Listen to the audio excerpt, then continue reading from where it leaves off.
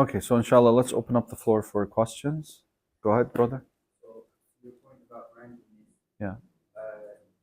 Last year we had someone, well, we can only describe it as randomly died. Okay.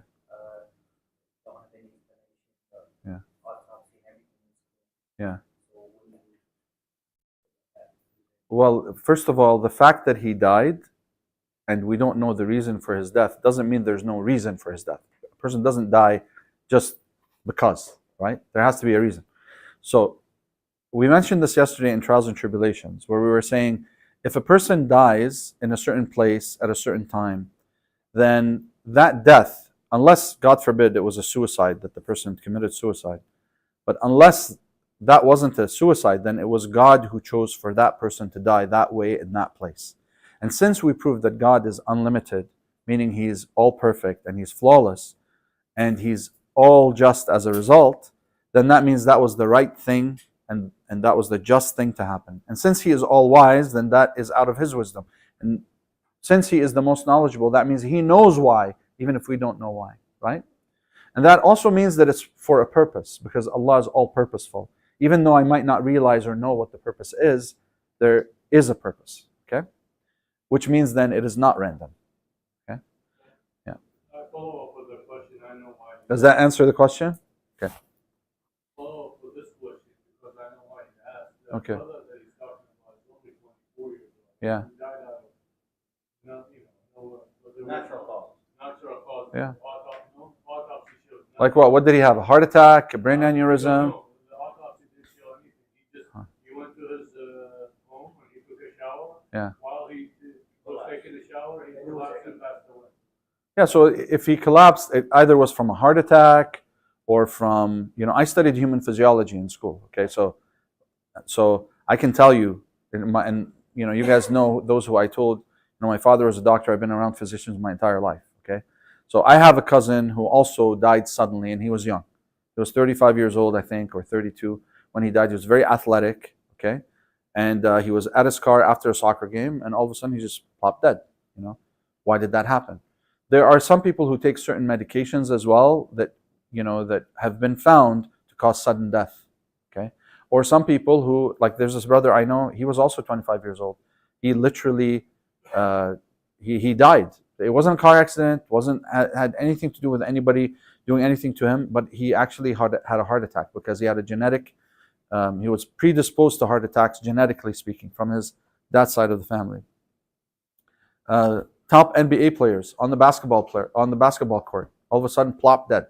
Why? What happened? Brain aneurysm. Okay, but he's so young. How could he have a brain aneurysm? Okay, well, that's just heredity. He's in his family, sudden death because of something like that. So there's got to be some underlying cause. Now, some might tell you we don't know. Now, of course, in a community, okay, they might tell you, the parents might tell you, well, we don't know, or we have some deaths like that in our community as well.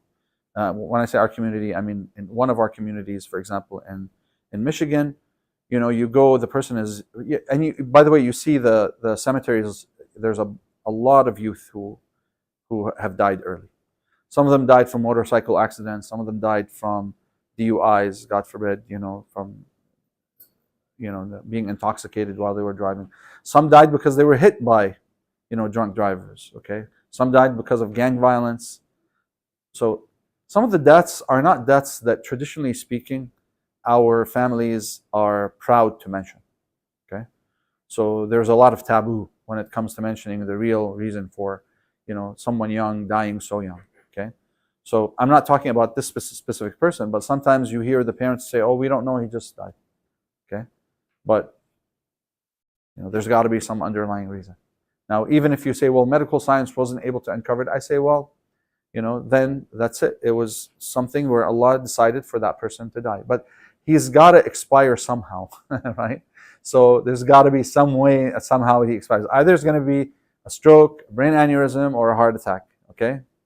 Or it could be that he was asthmatic to the point where, or he had an allergic reaction to something and he died. Some ways of death might not show in the autopsy, okay? Might show right then and there. He could have had, for example, an anxiety attack that then turned into an asthmatic attack that then he ended up fainting, and nobody knew, and he ends up passing away. Right? So, yes, Brother Yusuf. My question goes back to lecture 2. Are death predestined or are they free will? No, that's our predestined. We mentioned that before. Unless, of course, a person, let's say, for example, he decides to, let's say, go and fight in a war. Okay? Now you see someone, this is also an interesting situation, because you see someone who puts himself in harm's way, to protect something that he believes in, that is, honorable, and he doesn't die, while he sees all of his comrades, they, pass away.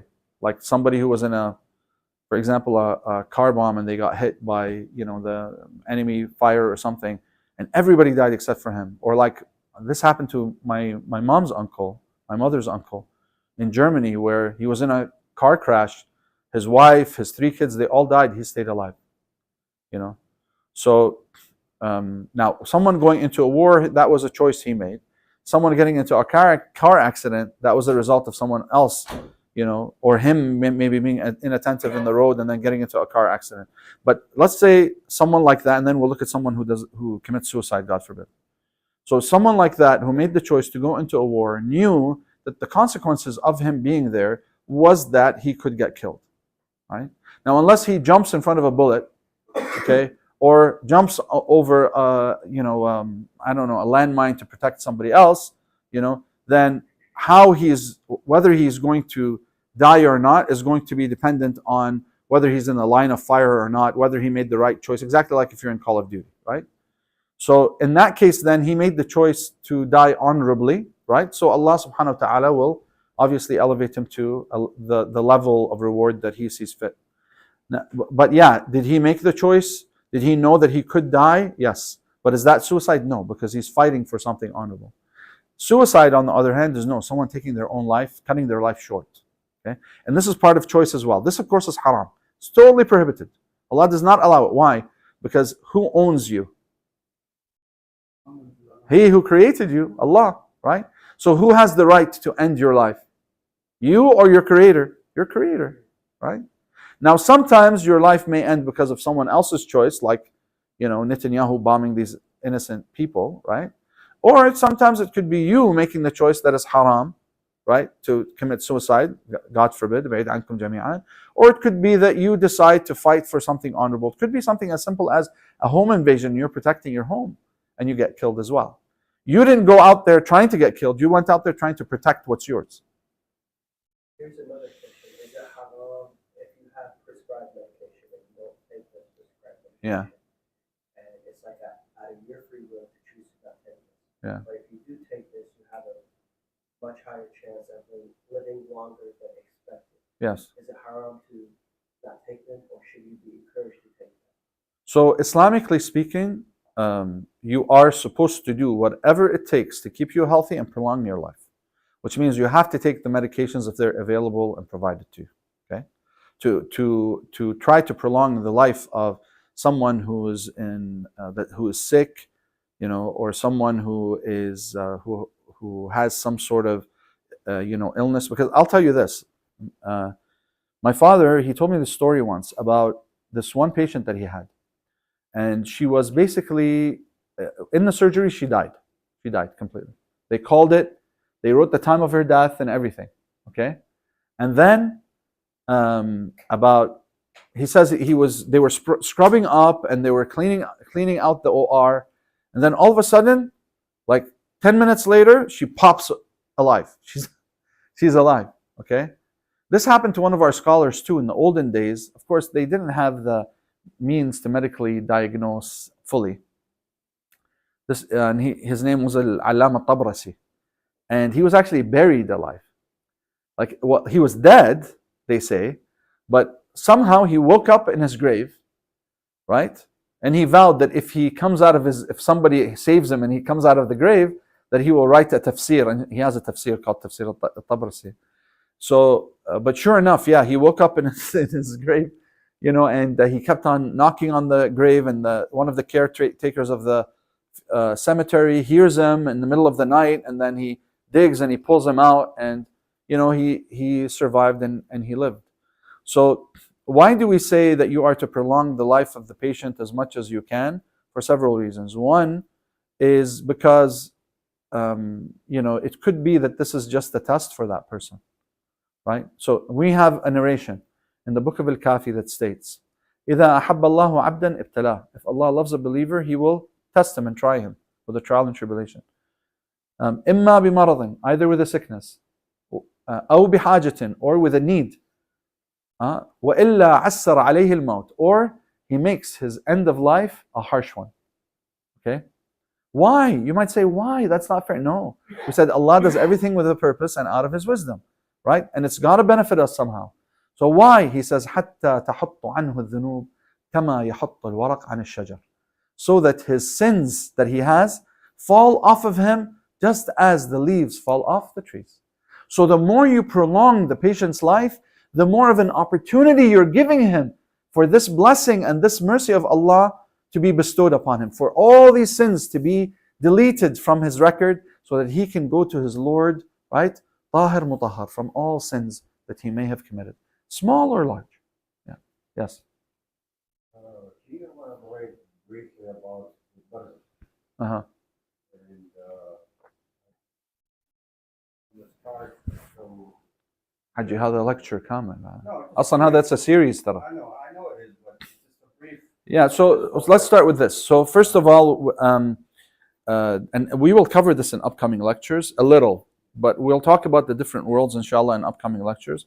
But I'll give you a quick overview. So there are 5 worlds that we go through. The first world is when we're created by Kun Fayakun. This we cover in the second lecture series, the second knowledge seeker series. This is the first knowledge seeker series. Okay, so inshallah we'll finish this by the 10th day, hopefully. Bi'awnihi ta'ala. Usually it's 14 lectures, but I tried to put 2 together in some instances. Hopefully it'll work out for us as 10 lectures. Bi'awnihi ta'ala. I've done it before. The next series is self-actualization and decision making, and it's about knowing the self, okay, and what our components are, and when we were created, and what worlds we're moving into and out of. Okay, but I'll give you a quick overview. So we're created by kun fayakun. إذا أراد الله شيئا إنما يقول له كن فيكون. He says to it, be and it shall be. If Allah wants something, He says be and it shall be. Now, so that verse tells us that if Allah wants something to occur, it's be and it shall be. Is that for everything? No. Allah says in the Holy Quran, وَلِلَّهِ الْخَلْقُ وَالْأَمْرُ. Okay, so Allah subhanahu wa ta'ala has 2 systems: the system of khalq, the system of creation, and the system of amr, the system of command. إِنَّمَا أَمْرُهُ إِذَا أَرَادَ شَيْئًا. Surely His amr is that if He tells something to be, it shall be. Okay, so this is kun fayakun, be and it shall be. Our souls are made out of that system, be and it shall be. Okay, now where did our souls exist and when were they first created? Imam Ja'far al-Sadiq tells us that our souls were created in the world of the atom, alam al-dhar, 2,000 years before they were infused into our bodies. And this is what's interesting. One of the companions of the Imam, he asks him, Imam Sadiq, he says, sometimes I see someone and no matter how much I try, I never get along with them. There's something about this person, just ma artah lahu. I just can't get along with him. And then there's someone who I just met and I feel like I've known him for years. Right? Why is that? He said, تآلفت القلوب في عالم الذر وتخالفت في عالم الذر. Which means that in the world of the atom, if you feel this person you've known forever, it's because in the world of the atom you knew each other and you were friends, right? Or if you don't get along today, then no matter how much you try, يا أخي ما أبلع هذا شنو ما أسوي? No matter what, I just can't get, I can't get along with this guy. So why? He said, because in the world of the atom, the 2 of you didn't get along for some reason. Okay, is that interesting? There's still a lot to learn, of course. Now, so when am I infused into my body, into the fetus? At 4 months. This is why before 4 months, it is haram to have an abortion. Okay, in Islam, of course, it's haram to have an abortion, period. But before 4 months, for sure, it's 100% haram, unless, of course, this is going to put the mother's health in danger, or the baby's, basically, if it's going to put the mother's health in danger, number 1, so it's going to cause her harm, or harm to her health, or it could be that it would cause her extreme haraj, meaning extreme distress, that is normally unbearable, okay, amongst the rational and intellectual people of society, okay? So for example, she would have to deal with accusations of, something, God forbid, okay? You can imagine what I'm talking about, right? So in that case, then she would be allowed to have an abortion, but only before the 4 months, not after. The same thing with the health issues. Only before the 4 months, not after. Why? Because the soul is infused into the fetus at what age? At 4 months. Okay? So now we're infused into the world of the womb. We live, we breathe through an umbilical cord, through the placenta, right? We live there for 9 months. This is the world of the womb. So what world are we in now? The second world, right? Then I come into the world of dunya, which is the world that we're in. When childbirth occurs and we come into this world of dunya. This is what world now? So we had Dhar, the Adam, we had the womb, and now we have the third world, which is Alam al-Dunya. The fourth world is when we die. Inshallah, Allah ya'atikum kulkum turat al-umr. May Allah prolong your lives and the lives of your loved ones. When a person dies, they transition now into the graveyard. This is the world of the grave. Okay? And the world of the grave is very interesting. This is also called the purgatory life. Alam al-Barzakh. Okay? That the Hajji was asking about. In Alam al-Barzakh, your grave can be, if you did well in your life and you're a righteous person, could be, a garden of heaven. And if not, and you did bad in this world, and you were not a righteous person, and you hurt people, and you transgressed against Allah subhanahu wa ta'ala, then this would be a hellfire for you. Okay? With rabid dogs in there, and fire, and dragons chopping away. So, make sure you're a righteous person so that you don't go through that in the world of Barzakh. Inshallah, nobody goes through that. And the world of Barzakh has stations in it as well. Okay? Now the last world is after you're done Barzakh. The fifth world is Alam al-Akhirah, the world of the hereafter. And that is the final stop. Okay? That's the day of judgment when we're judged, and after that we live eternally, either in heaven, okay, or some live eternally in hellfire. Those who live eternally in hellfire are the ones who, if God gave them the opportunity to come back to this earth, this is according to Imam Ja'far al-Sadiq, he was asked, Hum fiha khalidun. What does that mean? Right? That in it they are eternally there, these people who are in hellfire. Why are they eternally there? Isn't Allah more merciful than this? He said to this companion, he said, these are the people whom, if they were brought back to this earth, right, they would still be stubborn and insistent on transgression, on disobedience to Allah subhanahu wa ta'ala. No matter how many times Allah would bring them back to this world, they would still insist on doing what is haram.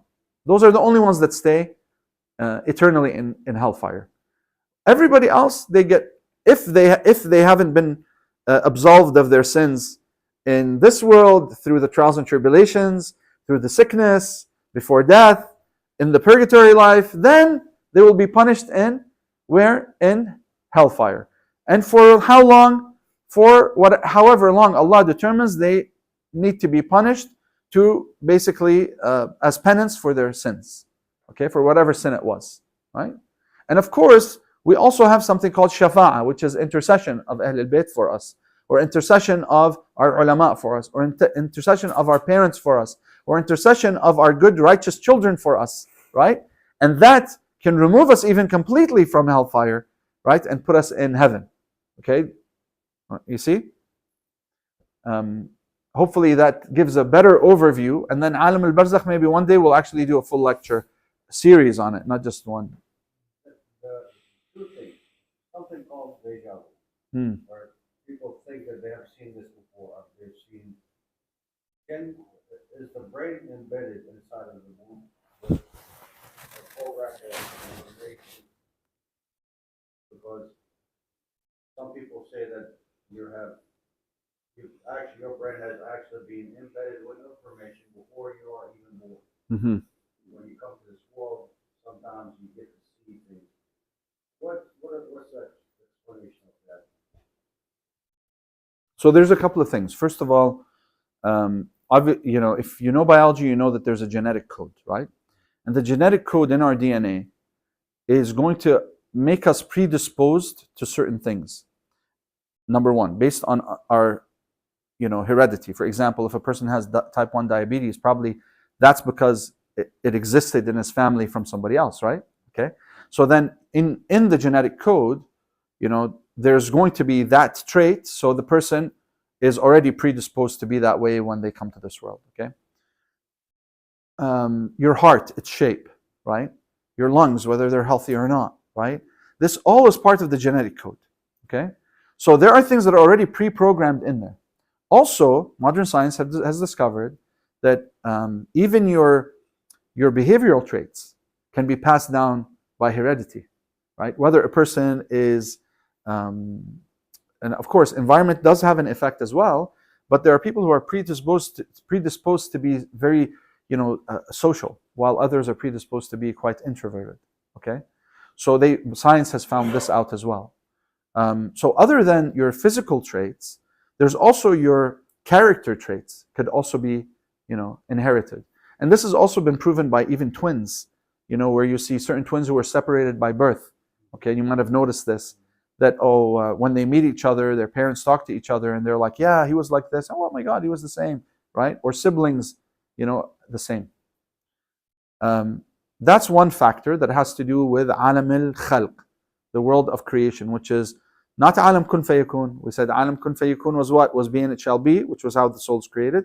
But the human form, how it forms gradually. When you plant also a seed in the ground, in a fertile ground, the oceans, the water evaporates, creates clouds, the winds push the clouds to the earth, the clouds collide, right? And then the rain falls, and as the rain is falling and the clouds collide, there's lightning. The lightning causes the nitrogen and the oxygen in the air to react. And now you have nitrous oxide, and the water washes it down to the earth so that it fertilizes the ground, so that it can be a nutrient to the seed, so that the seed then can start sprouting, right? And you see these two beautiful hands come out as leaves, as though in dua and thanks and gratitude to Allah subhanahu wa ta'ala. And then that eventually grows to have flowers that will be pollinated by bees and other insects, so that then they turn into fruits, right? And fruits that can be that will be food for other animals, right? So there's this whole system that's created, right? That's the world of khalq. Okay. So now we talked about the genetic code and the traits and that sort of thing. Now, when talking about the soul, however, how it's infused, since it's part of kun fayakun, and we were created in the world of al-dhar, alam al-dhar, the world of the atom, then we must have had certain traits at that point that we would befriend certain souls and maybe not be friends with other souls, right? So then there is something there, okay? That's why, for example, when that companion came to the Imam and said to him, why is it that I feel like I've known this guy forever and I get along with him so well, while the other one I can never get along with? Because obviously there's something there from before, okay? But that comes with the soul. The other thing too that modern science has discovered, especially in the area of transplantation, in the field of transplantation, organ transplantation, that, for example, they did studies on patients who had heart transplants, okay? And they discovered that this person would actually have dreams of that person who they took the heart from, right? And that they would have certain memories that were from that individual. And when they would talk to their families, the family of the donor, they would tell them and they would corroborate that, yes, this is how he was, this is true, this is... Why? Because there are certain nerve endings that actually are from that person that were transferred to this individual through the transplantation, So there are several ways for that transfer of information to occur. One could be in the world of al-dhar, to being infused in the fetus. One is from the genetic code, and both the physical and character traits. And then also it could be, if it's a person as a patient who receives, for example, an organ, then they can have a transfer that way as well. That proves that, I mean. Okay? Yes? Is it true that giving away in the way of Allah sadaqah can prolong the life? Oh yeah, up to 30 years. Changes the destiny. Changes. There's the famous story we learned about Prophet Muhammad sallallahu alaihi wasallam. You might have heard the story. Allahumma salli ala Muhammad wa ala Muhammad. Where he was sitting with his companions, and then a Jewish man comes, and instead of saying assalamu alaikum, he said assalamu alaikum. may poison be upon you. I said, it could have been a Jewish man, could have been another man. Okay, could believe in something else. The important thing is that he was rude to the Prophet and his companions. Okay, so the Prophet's companions got angry. Like, why? Why is he doing this? Why is he saying this? How could he say this to the Prophet of God, the sealed Prophet? So they got angry. They wanted to lay some hurt on him. So the Prophet said, no, just leave him alone. He is going to pass away tomorrow. Okay. So the next day they see him. Ya Rasulullah, O Messenger of Allah, didn't you say he was going to be dead by the morning? He said, yes. But on his way home yesterday, he saw a poor person and he gave him charity. And when he gave him charity, this protected him from the snake the venomous snake that was going to basically bite him and cause his death. So you see, whether you're Muslim or you're not, giving charity is, yes, it will yadfa al-bala, it will push away. So that's one cheat code, huh? I was talking about cheat codes between levels. That's the reason why I asked, because of you to know from Yes. them Ahsant. that, giving away in the way of Allah, Giving charity. charity will prolong your life, and it will even change your destiny. It will, ahsant, and it will actually increase your rizq as well. It increases your sustenance. Paying your khums increases your sustenance. Going to Hajj increases your sustenance. Praying Salat al-Layl increases your sustenance, right? If you want wealth, pray Salat al-Layl. I'm telling you, that's a prescription. Mujarraba. Can you, now that you mentioned Giving sadaqah will increase your wealth. 2 minutes, can you briefly bring in Salat al-Layl? What's the component? Yeah, so Salat al-Layl is basically 8 rak'ahs in sets of 2, and then 2 rak'ahs of shaf and 1 rak'ah of witr. Okay? So you pray the 4 rak'ahs just like you would pray normal morning prayer. Okay? And the shaf is the same, except in shaf, in the qunut, you would name 40 individuals. They don't have to be alive, they can be alive or dead, who are mu'mineen, that you mention them in dua. Okay? In your qunut. You mention their names. And then shaf and watr, you just, that's a shaf. Al-witr is just 1 rak'ah standing. You do your tashahud, at the end of the rak'ah. And you do qunut in there, and all you do is you ask Allah that you repent to Him, that He forgives you. You can say al-afwa, al-afwa, al-afwa 300 times, or as much as you want, as much as you can, or astaghfirullah, astaghfirullah, astaghfirullah. And this is basically Salat al-Layl. And you pray it after, you can pray it, according to Sayyid Sistani, you can actually pray it directly after Salat al-Isha. According to Ayatollah Khou'i, you would pray it after midnight, muntasaf al-layl. Ayatollah Wahid al-Khurasani also says that he has the same opinion as Ayatollah Sistani, that you can pray it after Isha. So if you can't stay up late until midnight or after midnight, then you can pray it before you go to sleep. وإياك. أهلا وسهلا والحمد لله رب العالمين. Until tomorrow, inshallah. Wassalamu alaikum wa rahmatullahi wa barakatuh.